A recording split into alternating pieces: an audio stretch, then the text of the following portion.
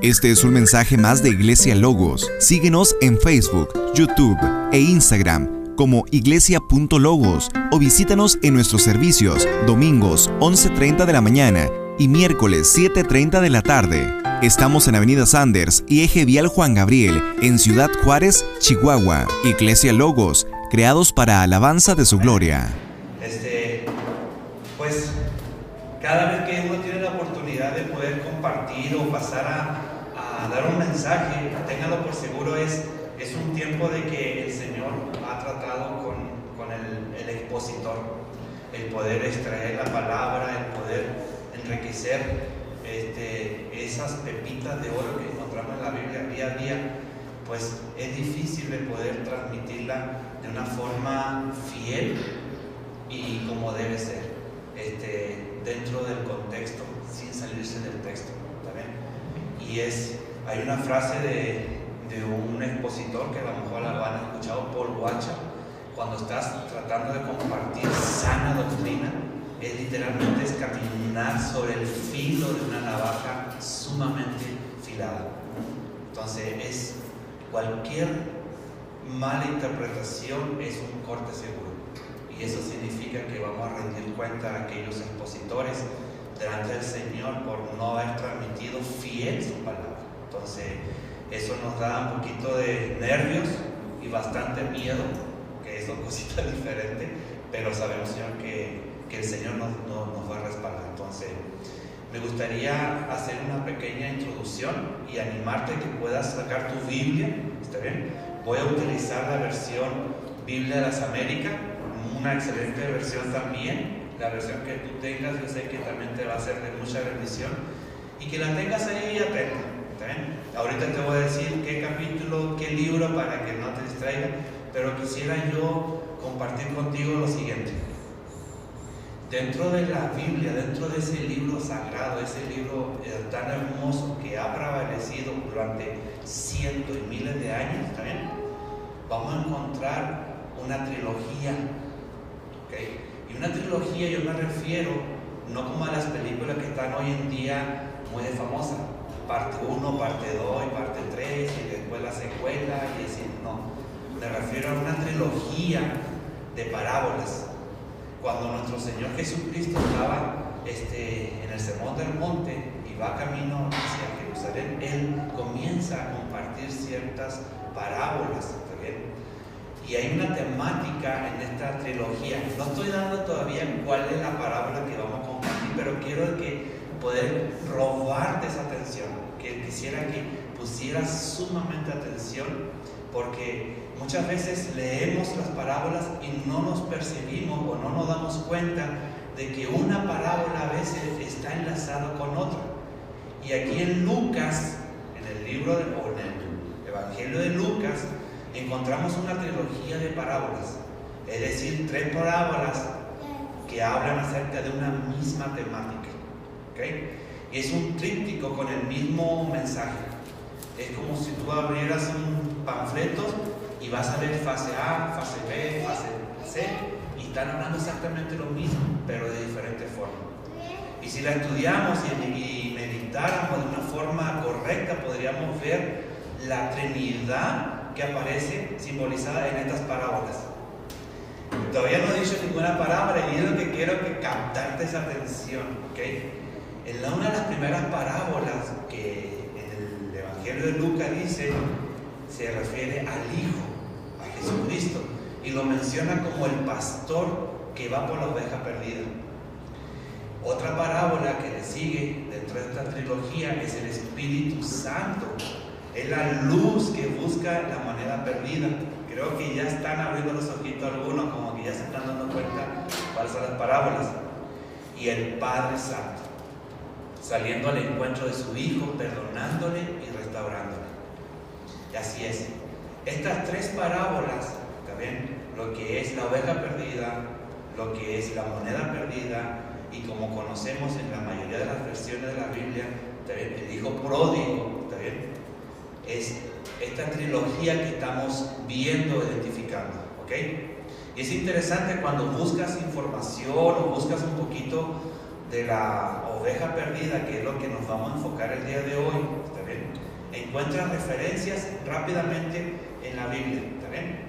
Pero en el libro del Evangelio de Cristo, dentro de otro de los evangelios, en el caso por ejemplo Mateo, encontramos una parábola similar, no es la misma. Entonces quisiéramos que distinguiéramos bien. Entonces el día de hoy yo me voy a enfocar mucho y voy a presentar la parábola de la oveja perdida, pero en Lucas. Y cuando tú buscas o ves la referencia, tienes la referencia de Mateo. Sin embargo, no son las mismas parábolas, porque son contexto diferente, audiencias diferentes, ¿ok? En Lucas 15, que es el texto que vamos a ver el día de hoy, el contexto del relato de esta parábola es que la oveja perdida, que se hace referencia aquí, está fuera de la iglesia, ¿está bien? En el mundo, atraída y engañada por los placeres de este mundo caído, ¿está bien? En este contexto, esta oveja no conoce a Dios, no conoce de su palabra, no conoce de una iglesia o de un evangelio, está fuera y hay que ir por ella. Pero en el contexto de Mateo, que es la otra referencia, el capítulo 18, se habla de una oveja perdida, pero esta está dentro de la iglesia. Porque el tema de Mateo 18 es el reino de Dios y está hablando de la iglesia de Dios. Entonces, son dos parábolas similares, pero de contexto totalmente diferente. Público, audiencia diferente y momentos totalmente diferentes. ¿Está bien? En Lucas, entonces vamos a tener la referencia que es afuera de esa oveja perdida, que no conoce de Dios, que jamás alguien le ha hablado de Dios, jamás ha sido expuesto a la palabra.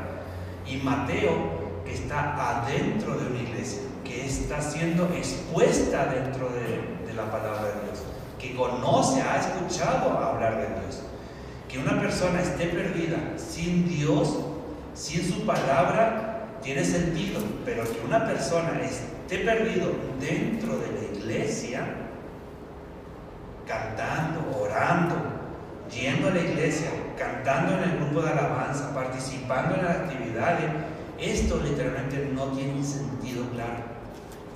¿Cómo va a estar perdida dentro de la iglesia? Tú te podrías preguntar. Para el que está perdido fuera de la iglesia, el que no ha sido expuesto a la palabra o no ha compartido el evangelio, resta la esperanza de que el Espíritu Santo, el Espíritu de Dios, lo encuentre, lo toque y lo traiga a su presencia. Entonces, pero el que está perdido dentro de la iglesia, mis hermanos, oyendo cada domingo o cada miércoles el evangelio, siendo expuesto al evangelio, ¿cuál es la esperanza que le resta a esa persona? Solo una esperanza, literalmente, solo hay una sola esperanza para esa oveja que está dentro de la iglesia perdida, es tener un encuentro personal, literalmente, con Jesús. A través y únicamente a través de su bendita palabra.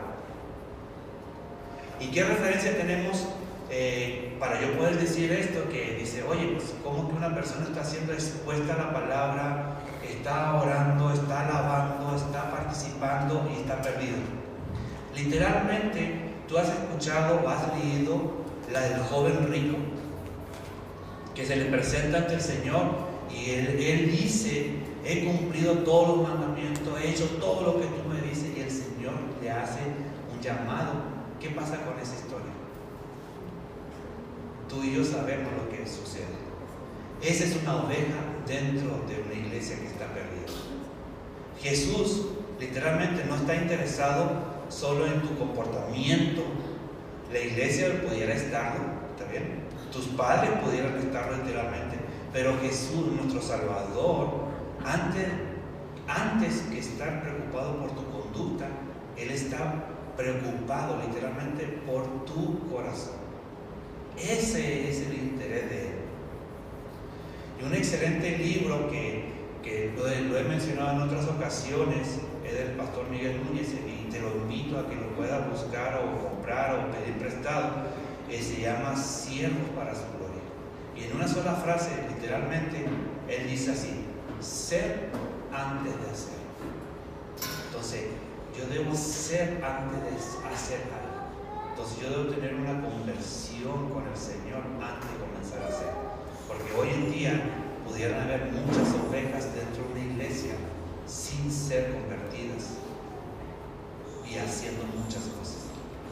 Por eso quisiera que el día de hoy, al compartir este mensaje, lo pudiéramos ver con unos ojos más espirituales, que literalmente nos quitáramos esos lentes o esas gafas o lentes mundanos de la justificación o alguna crítica, y pidiéramos literalmente en oración al Señor que nos diera su mente y viéramos de forma personal esta hermosa enseñanza. Y el mensaje que trae Lucas 15, y ahora sí vea tu Biblia en Lucas 15, hace referencia a estas tres parábolas, que son la oveja perdida, la moneda perdida y el hijo pródigo.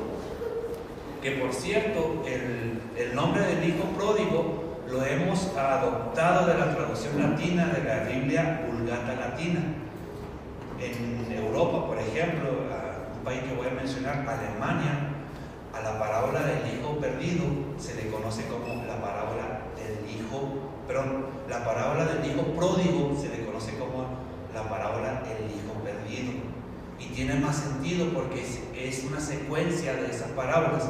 Al llamarle el hijo perdido, porque viene de esa secuencia: oveja perdida, moneda perdida, hijo perdido. Y el mensaje global de estas tres parábolas de Lucas 15 es el siguiente, y por eso lo he titulado de esta forma: lo perdido que es hallado, luego celebrado. Y si tú lees tranquilamente en tu casa el día de hoy, un día de esto, las tres parábolas, vas a encontrar esa misma secuela o esa misma secuencia: perdido, hallado, celebrado.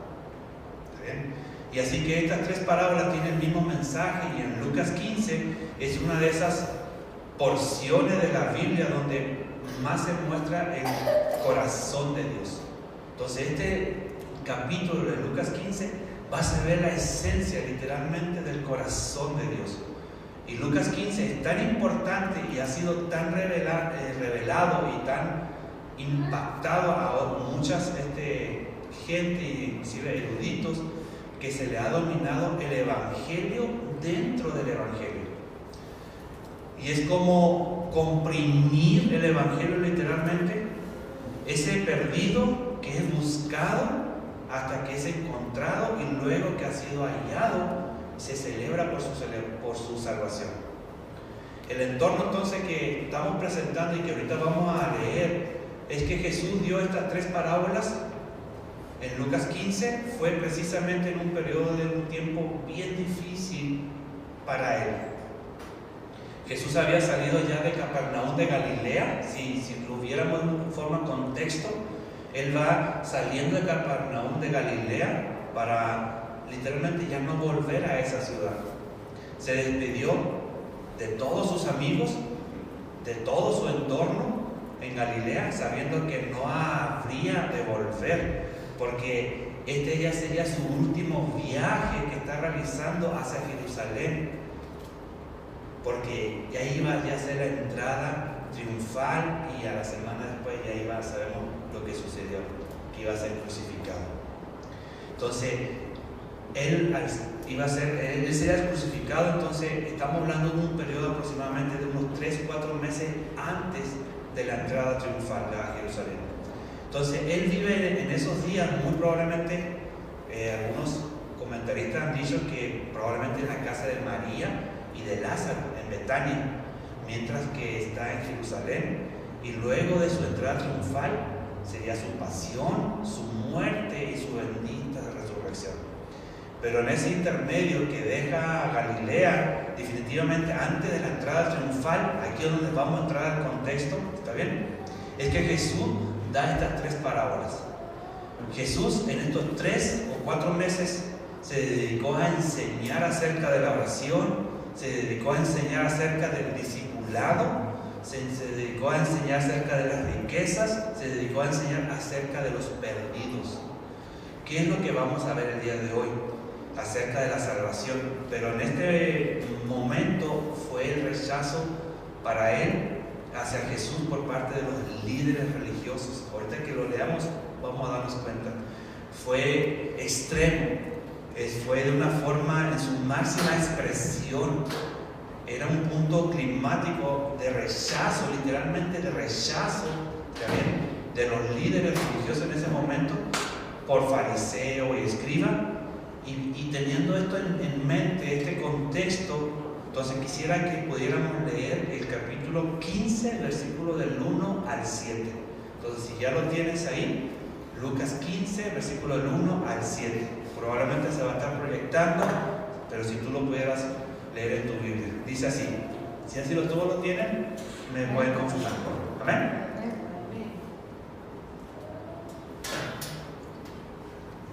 Todos los recaudadores de impuestos y los pescadores se acercaban a Jesús para oírle. Y los fariseos y los escribas murmuraban, diciendo: ¿Este recibe a los pecadores y come con ellos? Entonces, él le refirió esta parábola diciendo: ¿qué hombre de vosotros, si tiene 100 ovejas y una de ellas se pierde, no deja las 99 en el campo y va tras la que está perdida hasta que la haya? Al encontrarla, la pone sobre sus hombros, gozoso, y cuando llega a su casa, reúne a los amigos y a los vecinos, diciéndoles: alegraos conmigo, porque he hallado mi oveja que se había perdido. Os digo que de la misma manera habrá más gozo en el cielo por un pecador que se arrepiente que por 99 justos que no necesitan arrepentimiento. Ven la misma secuencia: lo perdido es hallado y luego es celebrado. Veamos la audiencia de que Jesús, previo que tuvo en cuanto al dicho de la palabra. Lucas nos dice en el versículo 1: todos, dice ahí, todos los recaudadores de impuestos y los pecadores se acercaban a Jesús para oírle. Y aquí en este contexto que estamos leyendo hay dos grupos: los pecadores y publicanos, o los recaudadores de impuestos y los pecadores, y los vamos a ver, y luego vamos a ver a los religiosos, que hace referencia a los fariseos y escribas. Por un lado, recaudadores de impuestos y pecadores, y por otro lado, a los fariseos y a los escribas. Dos grupos, ¿ok? Un publicano era un recaudador de impuestos, era un colaborador de derechos aduaneros. Era alguien que en la mayoría de los casos en este entorno, siendo judío, traicionaba a su pueblo y se vendía al Imperio Romano. Quiero que tengas esto en mente. El Imperio Romano estaba literalmente buscando cómo poder obtener más impuestos de todas las comunidades judías. Entonces los agentes de la misma comunidad los separaban, los extraían, los separaban de la comunidad, los atraían hacia ellos, me refiero a los romanos, y les ponían una tarifa a estos recaudadores de impuestos, o el publicano, como lo pudiéramos estar leyendo. Y para el pueblo judío era un traidor a su pueblo, este tipo de personas. ¿Está bien? Porque se hacía a Roma para explotar a su propio pueblo. Le decían que él podía cobrar lo que quisiera siempre y cuando cumpliesen con la tarifa que para él era necesario entregar a Roma. ¿Está bien? En otras palabras, Roma le decía al publicano: danos tanto de dinero por cada persona, y el publicano o el recaudador de renta podía subirle un poquito más para tener él su propia ganancia. Y aún así él estar amparado por la ley. Entonces se convertía en una especie de extorsionador legalizado. Literalmente ese era un recaudador de renta, ¿ok? Y era respaldado por Roma contra su propio pueblo. Entonces, imagínate. Entonces eran tan detestados por los judíos que los consideraban ceremonialmente inmundos. Un recaudador de impuestos no podía entrar a ninguna sinagoga y menos al templo. ¿Está bien? Eran prácticamente tachados. ¿Está bien? Entonces los publicanos eran además excluidos de la vida social, eran excluidos de la vida religiosa, eran odiados por su propia gente. De hecho, llegaron a ser símbolos de lo peor de una tipo de persona.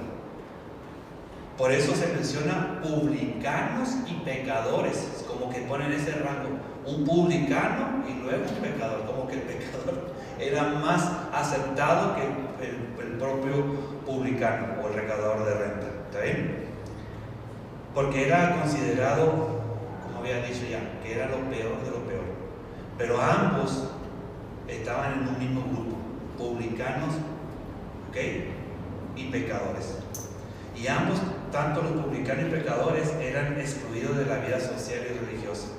Y el segundo grupo que vemos ahí en el versículo 2 que estamos leyendo, dice: y los fariseos y los escribas.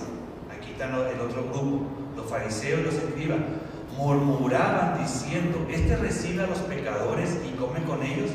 Los fariseos y los escribas forman parte del segundo grupo, es el grupo de los religiosos. ¿Quiénes eran los fariseos? Bueno, los fariseos eran conformados por un partido, primero que nada, religioso, político y fundamentalista. Esos eran los fariseos y los escribas. Era un partido político, religioso, político y fundamentalista. Por eso eran muy así exagerados, eran muy hueso colorado, como lo diríamos hoy en día. Así de complejo, formaban un partido religioso político. ¿Por qué? Porque en ese entonces, y recordemos esto, ¿por qué eran ellos tan así? Porque en aquellos tiempos la religión y la política iban de la mano. Recordemos que la ley bajo la cual vivían los judíos era la misma palabra de Dios en el Pentateuco. Hoy en día no pudiéramos decir eso, que la ley que nos gobierna está debajo de la ley de Dios. Por eso hay ahorita leyes que favorecen casamiento del mismo sexo, que favorecen, hay lugares de leyes que favorecen el aborto. Todo eso es lo que está en contra de la palabra de Dios. Entonces, en aquellos tiempos, por eso los fariseos eran muy legalistas. ¿Okay? Entonces, ellos, los fariseos, habían sido delegados por Roma para tener un cierto poder político, si podríamos decir. Era una comunidad de unos 6,000 o 7,000 aproximadamente miembros. En aquellos tiempos contaba Jesús, y ellos tenían dos funciones principales, estos fariseos y escribas. Velaban por el cumplimiento de los pagos religiosos, que había diversos pagos, que diezmo, ofrenda, mantenimiento del templo, y así pudiéramos mencionar, y tú lo pudieras ver en el Pentateuco, ¿también? Y también los impuestos que agregaban para tener que pagar en el templo. Para que tú pudieras entrar al templo ya tenías que pagar otro impuesto, como si fuera una tarifa para poder entrar a un museo. Donación voluntaria, 50 pesos mínimo. Entonces ya te están cobrando por algo, ¿está bien? Y eso es que es voluntario. Entonces, al ver esto, o veamos a ambos grupos de publicanos y pecadores que hacían cobrar impuestos para darlos a Roma. De un grupo recababan impuestos para entregarlos a Roma, y el otro grupo de religiosos y fariseos, pero eran los fariseos que eran una especie de cobradores de impuestos, pero impuestos religiosos, también entregaban una parte a Roma. Entonces Roma ganaba y ganaba, ¿saben? Ganaba por todos lados, y el imperio romano en aquellos tiempos lo hacía de esta forma para poder patrocinar sus conquistas o sus guerras, ¿ok? O sus batallas que ellos libraban. Entonces los publicanos y pecadores se acercaban a Jesús. En un grupo de ellos, los publicanos y los pecadores se acercaban a Jesús. ¿Para qué debíamos oír? Para oírles. Mientras que los fariseos y los escribas se acercaban a Jesús para murmurar en contra y criticarlo por relacionarse con pecadores y publicanos. Entonces vemos claro aquí antecedentes de Jesús, que Jesús recibió por relacionarse con los publicanos y pecadores. De hecho, Leví, conocido como Mateo, uno de sus discípulos, era un publicano de Capernaum. Entonces, si tú lees la historia, inclusive hay ahorita una serie, está muy padrísima, ¿está bien? No es de Netflix, no pongan la cara triste, ¿está bien? Pero, Chosen, Los Elegidos, es una serie que tú la puedes bajar, no estoy haciendo publicidad, nada, hermano, ¿está bien? Pero es una serie muy padre y ahí sale la historia de Leví, de Mateo. Si lo pudieras ver, te va a encantar, la verdad. Yo estoy ya esperando la próxima temporada. Entonces, bueno, volviendo al tema, perdón. Entonces Leví o Mateo era un publicano de Capernaum que Jesús le había llamado personalmente. Y inclusive cuando él le llamó, nada más le dijo, sígueme. Fue todo lo que le dijo. No hizo labor de convencimiento, ni labor de convicción, nada. Nada más lo miró y dijo, sígueme. Y él dejó todo y lo comenzó a seguir. Entonces Mateo, quien estaba explotando a su propia gente, fue transformado por Dios en el momento que Jesús le dijo, sígueme. Y él cambia de tal forma que esa misma noche, como se dice hoy en día, tira la casa por la ventana y hace una fiesta, un banquete, como podríamos decir, para celebrar, porque Jesús le había llamado y había dejado de ser publicano. ¿Sabes qué es lo que pasó? Mateo había sido excluido de la sociedad por ser publicano, había sido excluido de la religión. Mateo no podía entrar en ninguna sinagoga. Mateo no podía tener amigos judíos normales porque le consideraban como un traidor. Entonces, ¿sabes a quién tuvo que invitar a esa fiesta o a ese banquete? Exacto, como tú lo hayas leído en la Biblia. A puros pecadores y puros publicanos o recaudadores de renta. Entonces, en esa cena es cuando se dice en Lucas 5, si tú pudieras ir a Lucas capítulo 5, versículos 30 y 31, dice así. Yo voy a leer la versión de Biblia de las Américas, ¿ok? Si ya lo tienes, me dices, por favor, con un amén. O apúntalo y en la casa lo lees tranquilo. Y dice así: y los fariseos y sus escribas se quejaban a los discípulos de Jesús diciendo: ¿por qué coméis y bebéis con los recaudadores de impuestos y con los pecadores? Respondiendo Jesús les dijo: los sanos no tienen necesidad de médico, sino los que están enfermos.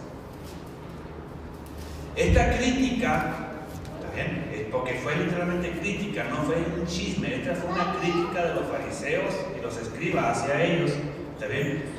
Pero fue literalmente hacia Jesús por relacionarse con pecadores y publicanos. Era constante. Ya estos fariseos y estos escribas ya lo traían entre cejas a Jesús, ¿está bien? Lucas 7:34, dos capítulos más adelantito, Lucas 7:34. Fíjense lo que pone, lo que dice, versículo 34.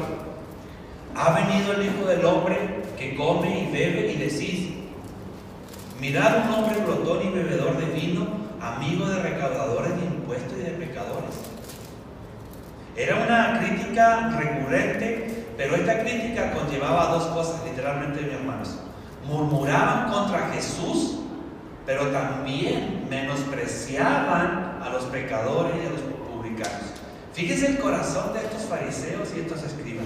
Los religiosos, los fariseos y los escribas tenían un síntoma, como diríamos hoy en día, de superioridad. Se creían los muy, como diríamos, ¿está bien? Se creían mejores que los demás.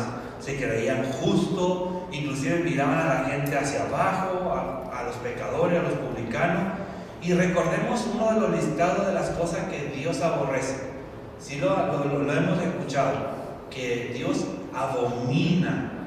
Y la primera cosa de esa es que los ojos altivos.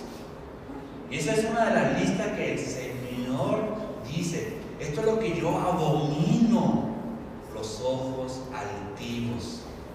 Tú eres mi amigo, tú si te juntas conmigo, tú no. Tú eres otro grupito, no. Esos pueden dañar un corazón y pueden ser ojos altivos. Entonces, en ese contexto, Jesús da la parábola de la oveja perdida. Por eso vamos al relato directamente, ¿está bien? En el versículo 3 y 4, que estamos ahorita leyendo, Dice, entonces él le refirió esta parábola diciendo, en el capítulo 15, versículos 3 y 4, ¿qué hombre de vosotros si tiene 100 ovejas y una de ellas se pierde, no deja las 99 en el campo y va tras la que está perdida hasta que la haya? Siempre tenemos que estudiar el texto en el contexto, ¿está bien? Que se dio, y debemos de ponernos en los zapatos de la audiencia que estaba en ese momento escuchando a Jesús. Cuando Jesús empieza a hablar de una oveja perdida que buscaba, ¿qué se le vino a la mente a esos oyentes? Acuérdense que habían dos grupos, publicanos y pecadores, fariseos, escribas. Esa era la audiencia. Cuando el Señor Jesús comienza a hablar de una oveja perdida, a los dos grupos, y sobre todo a los fariseos y escribas, tenemos que tener por seguridad quienes ellos conocían muy bien la Escritura, vino al texto así automáticamente, así rápido, a su mente del Ezequiel, libro de Ezequiel, capítulo 34. Acompáñenme. De hecho, Jesús literalmente se inspira para dar la parábola de la oveja perdida en ese versículo. La mayoría de las parábolas, si no todas, están basadas en un texto del Antiguo Testamento. Si lo empiezas a analizar, todas tienen una relación. ¿Okay? Ezequiel 34, versículo 11 al 16. Ya lo tenemos ahí, voy un poquito más rápido para no extenderme. Dice el versículo 11 en Ezequiel 34: porque así dice el Señor Dios, he aquí, yo mismo buscaré a mis ovejas y velaré por ellas, como un pastor vela por su rebaño el día que ésta está en medio de sus ovejas dispersas. Así yo velaré por mis ovejas y las libraré de todos los lugares donde fueron dispersadas. Un día nublado y sombrío, las sacaré de los pueblos y las juntaré de las tierras, las traeré a su propia tierra y las apacentaré en los montes de Israel, por las barrancas y por todos los lugares habitados del país. Las apacentaré en buenos pastos, y en los altos montes de Israel estará su apacentadero. Allí reposarán en apacentadero bueno. Apacentarán en ricos pastos sobre los montes de Israel. Yo apacentaré mis ovejas y las llevaré a reposar, declara el Señor Dios. Buscaré la perdida, haré volver la descarriada, vendaré la perniquebrada y fortaleceré la enferma. Pero destruiré la engordada, a la fuerte las apacentaré con justicia. Eso es lo que está diciendo Ezequiel. Cuando el Señor está hablando de la oveja perdida, a los fariseos y escribas que conocían, memorizaron todo eso, se les vino a la mente así rápidamente. Por eso los publicanos y los pecadores estaban atentos porque estaban escuchando, ¿no? Ellos no habían hecho ese estudio, no tenían eso en mente. Por eso ellos estaban escuchando atentos. Pero estos otros grupitos estaban nada más criticando. ¿Y por qué dice que vendará la perniquebrada y fortalecerá a la enferma, pero a la engordada y a la fuerte la destruirá? Es simplemente por esto. Cuando Dios habla en Ezequiel 34, unos versículos antes, ¿está bien?, se refiere a los malos y falsos pastores de Israel, a los religiosos, como a esos escribas y fariseos del tiempo de Jesús que estaban escuchando en ese momento. ¿Eran otra generación? Obviamente sí, pero Dios estaba molesto con el tipo de pastores que tenía la nación. Eran pastores que explotaban al rebaño, que sacaban beneficios para ellos mismos a expensas de las demás. Entonces literalmente Dios dice, muy bien, ustedes que se han aprovechado de las ovejas y las han dejado hambrientas y las han dejado lastimadas, las han dejado débiles, ustedes serán destruidos, pero a ellas las voy a curar, las voy a fortalecer, porque Dios es un Dios justo. ¿Está bien? Pero evidentemente en el texto de Ezequiel 34 vino a la mente aquellos religiosos, fariseos y escribas, que estaban escuchando a Jesús. Lo que Dios nos está diciendo aquí realmente es que buscaré a mis ovejas, Las reconoceré, las libraré, las juntaré, las traeré, las apacentaré, las apapacharé, las tendré en mi regazo, sobre mis hombros. Eso es lo que está diciendo el Señor en el Ezequiel 34. Y en el mismo Ezequiel 34:31 dice: vosotras, ovejas mías, sois el rebaño de mi prado, hombres sois, y yo soy vuestro Dios, declara el Señor Dios. Esa es la palabra que está declarando el Señor aquí. Nosotros somos sus ovejas. Él es nuestro pastor. De hecho, David, que el que se conoce como conforme al corazón de Dios, y que casi todo hemos memorizado o hemos escuchado el Salmo 23:1. ¿Cómo inicia? Jehová es mi pastor. Si él es nuestro pastor, entonces soy su oveja. Los oyentes en ese momento, estaban comprendiendo lo que Jesús estaba diciendo en esta parábola. Se estaba refiriendo a un texto del Antiguo Testamento.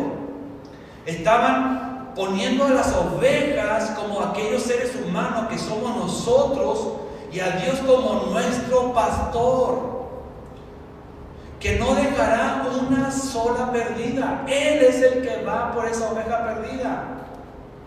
El gran valor de una oveja es lo que primero sobresalta. Y aquí hay algo que Jesús hace bien interesante, es que reta, confronta a esos fariseos, a esos escribas. Si ustedes, le hace esa palabra, si ustedes, esa es una palabra de confrontación, es una palabra que nos está retando. Si ustedes, ¿saben lo que pasaba por altivez de ellos? Ellos decían: no. Ellos decían: nosotros somos lo máximo, líderes religiosos de Israel. ¿Cómo nos van a rebajar a la segunda clase como esos pastores que viven en la intemperie, que no pueden cumplir con todos los rituales de purificación porque no tienen acceso a limpiarse? Ese era el pensamiento, esa era la postura de los fariseos y de los escribas. Cuando el Señor le está diciendo: si ustedes, fariseos y escribas, como esos pastores, ellos estaban diciendo: nosotros somos la élite y quieren que nos rebajemos allá. Los pastores en esos tiempos literalmente eran menospreciados, los que cuidaban los rebaños. Ya de entrada era un reto hacia ellos. Era como decirles: si ustedes fueran pastores, ¿qué harían en su caso? Es lo que les está confrontando. Es en la forma que les dice, es en la forma que les dije, ir a buscar una y dejar 99 era un contraste para todos ellos. No cabía en su mente, en su comprensión, dejar 99 para ir a buscar una. Pudieran haberse preguntado: ¿sería necesario hacer tanto por una sola oveja perdida? Veamos lo que la Biblia dice el valor de una oveja, no la interpretación ni los comentarios de un predicador. Lo que la Biblia dice el valor de una oveja. De hecho, el personaje más sabio del Antiguo Testamento, que lo conocemos, y es Salomón, y Salomón fue el más rico de la historia de Israel, escribe lo siguiente. Vamos a Proverbios 27. Proverbios capítulo 27. Y nada más vamos a leer versículos 23 y 25. Conocen bien la condición de tu rebaño. Así inicia el versículo. Conoce bien la condición de tu rebaño y presta atención a tu ganado, porque las riquezas no son eternas, ni perdurará la corona por todas las generaciones. Cuando la hierba desaparece, se ve el retoño y se recogen las hierbas de los montes. La palabra fortuna en el grupo se refiere a la corona. ¿Está bien? Aquí está diciendo Salomón, cuida bien tu oveja, porque esa oveja vale más que tu riqueza, más que tu corona, y sigue diciendo el por qué. Alguien pudiera pensar o cuestionar a Salomón. Yo creía que era sabio, porque él está diciendo que es mejor cuidar bien el rebaño y no la riqueza y la corona. Pudiera decir, si tengo corona y riqueza, pudiera comprarme todas las ovejas que yo quiero. Tenemos que entender bien este punto, porque Salomón, siendo tan rico y poderoso, dice, las ovejas son más importantes que la riqueza y la corona. Es por esto. La nación de Israel había experimentado momentos de hambruna, de escasez, donde el dinero no servía para comprar. En el tiempo postrero, el día de mañana, no mañana literalmente, pero a futuro, ¿está bien? Cuando sea la gran tribulación, sucederá que la gente tendrá dinero para comprar, pero no habrá qué comprar para comer. Por eso la oveja significa más, porque a la hora de una crisis no te ibas a hacer un suéter de monedas, sino de lana.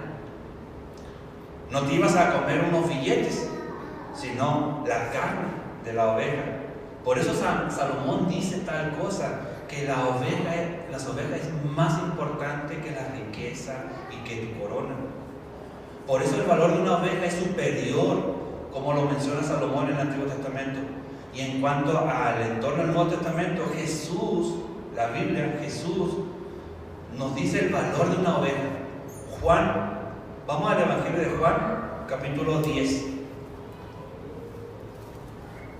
Acabamos de ver el valor de una oveja en el Antiguo Testamento por Salomón. Ahora vamos a ver el valor de una oveja por las palabras de nuestro Salvador. Capítulo 10, versículo 11. Dice así: yo soy el buen pastor. El buen pastor da su vida por las ovejas. Ese es el valor de Dios que le da a las ovejas.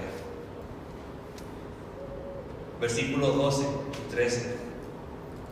Pero el que es un asalariado y no un pastor, que no es el dueño de las ovejas, ve venir el lobo y abandona las ovejas y huye, y el lobo las arrebata y las dispersa.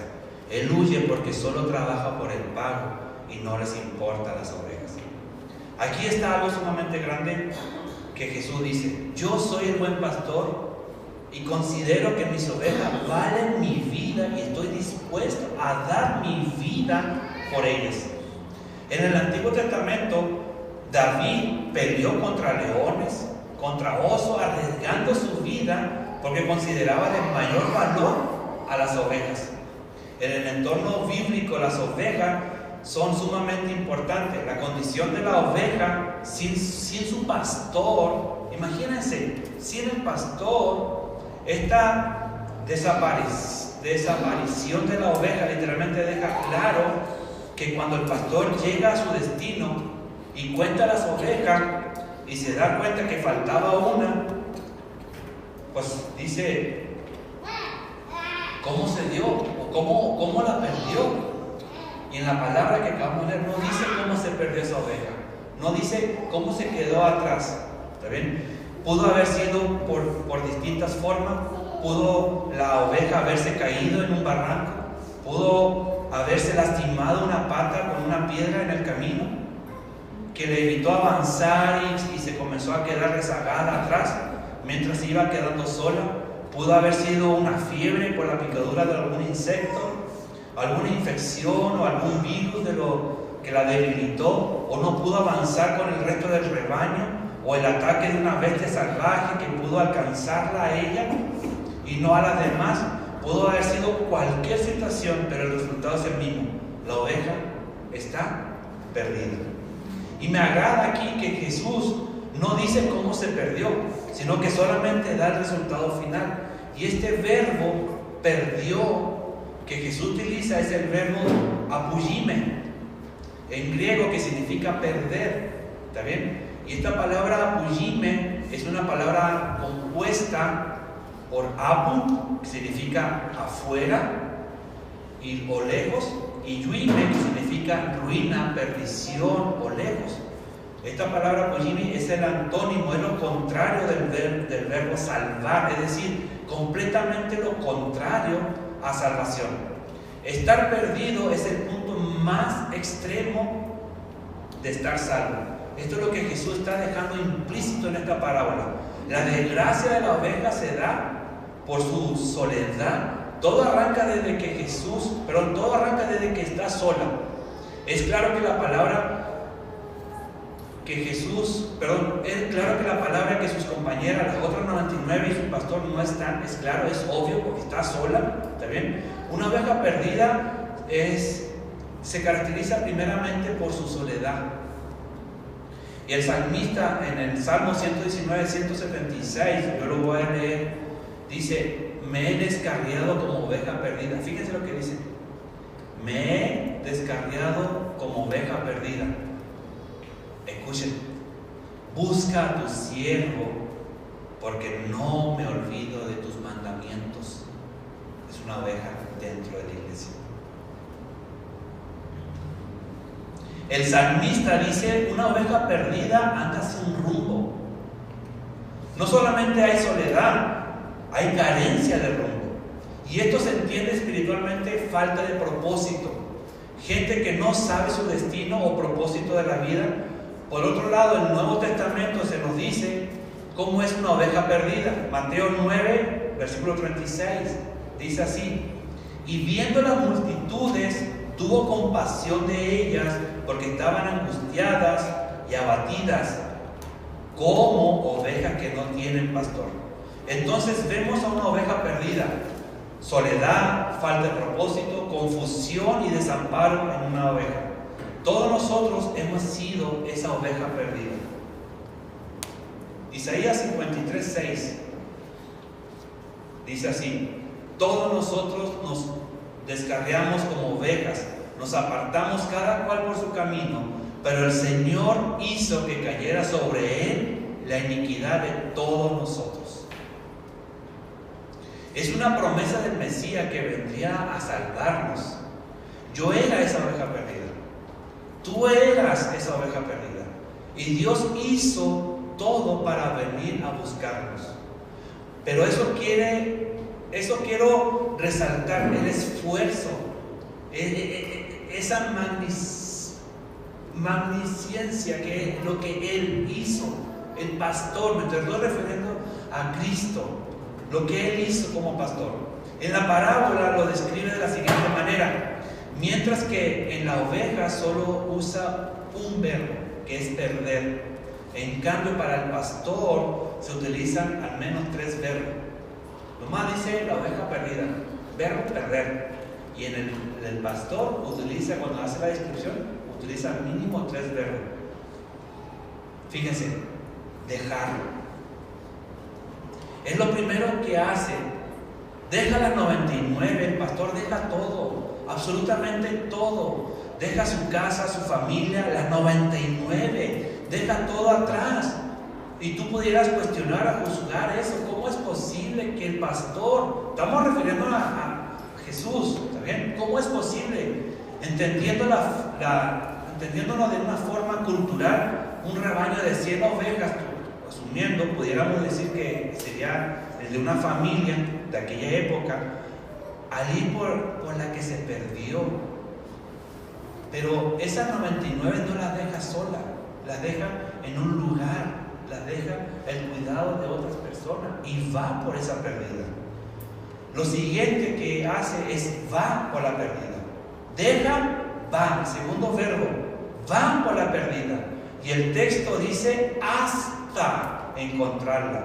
Todo esto habla del esfuerzo del pastor, donde la oveja no hace nada. La oveja está perdida, la oveja no está haciendo nada. La oveja está totalmente pasiva. No realiza ninguna acción para salvarse. Todo está en el haber del pastor. Todo esfuerzo está en el pastor. El pastor es el que deja, va hasta, esos son los 3 verbos, encontrarla. Es el pastor, y esto es lo que Cristo ha hecho por ti y por mí, por cada uno de nosotros. Lucas 19:10, para poder afirmar lo que te estoy diciendo. Lucas 19:10.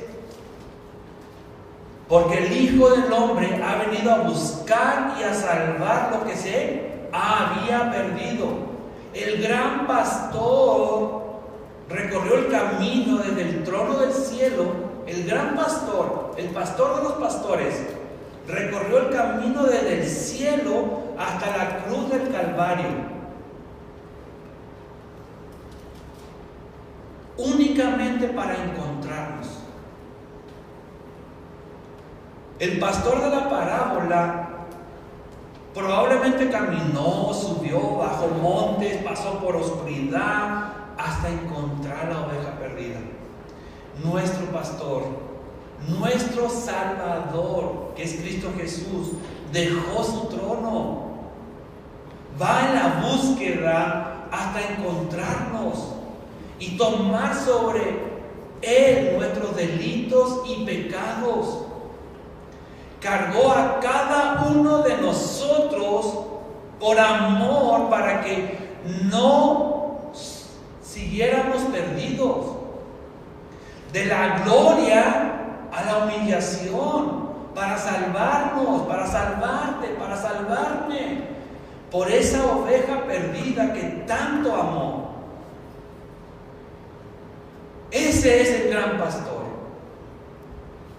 Continuando en nuestro versículo, Lucas 15, versículos 5 y 6. ¿Estamos ahí?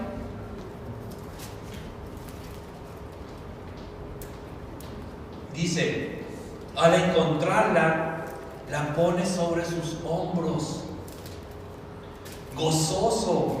Y cuando llega a su casa, reúne a los amigos y a los vecinos, diciéndoles: alegraos conmigo, porque he hallado mi oveja que se había perdido. La oveja está incapacitada. Ella no puede levantarse. Ella no puede seguir al pastor.